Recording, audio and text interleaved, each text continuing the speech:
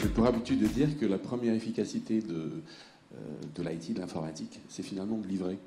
C'est-à-dire que ça ne sert à rien d'être très efficace si on ne livre rien et si la production n'est pas stable. Donc la première efficacité, c'est de s'assurer déjà que ce qu'on a mis dans l'agenda est livré. Parce qu'on est pas cher à rien livrer avec une production qui ne marche pas, c'est pas très efficace finalement. Donc maintenant, pour revenir à la question. La question, c'est, chez nous, on regarde finalement l'efficacité sur 3 grands pans qu'on a mis en œuvre. La première, c'est la frugalité dans le portefeuille du projet.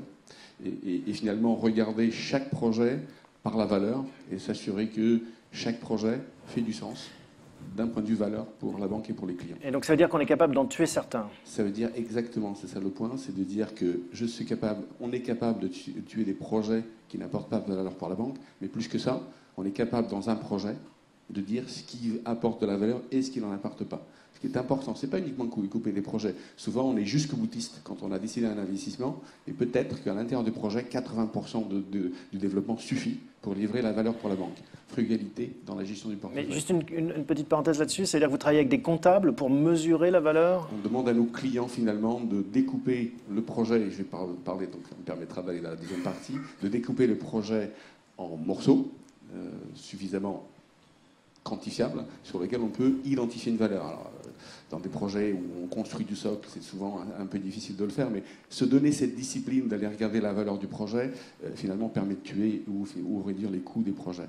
Deuxième élément important, on a commencé à en évoquer, on a parlé de DevOps. Je pense que l'étape que nous, on a poussée, on l'appelle Continuous Delivery, c'est-à-dire la capacité, finalement, à être agile et aller jusqu'au bout en mode Continuous Delivery, c'est livrer de manière extrêmement fréquente.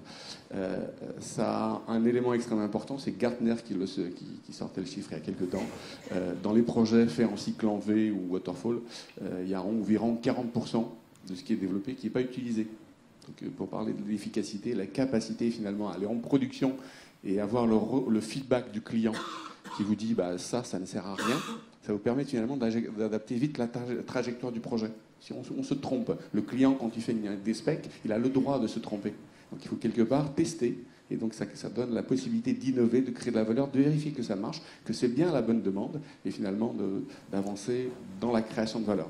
Et j'ai pour habitude de dire que le waterfall, le cycle en vie, met au centre, comme philosophie, le contrat, et le continuous delivery met au centre la valeur. On s'en fout du contrat. Ce qui importe, c'est est-ce qu'on livre la bonne chose pour le client. Si le contrat est faux, il faut le changer. Et le troisième élément, on a parlé de cloud. Oui, le cloud permet l'innovation. Finalement, il dit que c'est possible, puisque j'arrive à créer des environnements, que ce soit cloud, quels que soient les différents niveaux, du IaaS, PaaS, SaaS. Ça permet finalement la capacité d'innover, de créer. Parler de robots, alors oui, des robots. On les appelle de RPA, Robot Process Automation. Oui, il y a beaucoup de tâches aujourd'hui qui sont faites, qui sont automatisables. Et il y a énormément aujourd'hui de gens qui se positionnent dans ce domaine. Et l'automatisation des process, dans certains cas, même s'ils doivent être intégrés très certainement dans le SI à terme, il y a des business cases assez simples à faire avec des RPA, donc pour aller chercher un peu d'efficacité qui permet finalement de financer une part de cette innovation.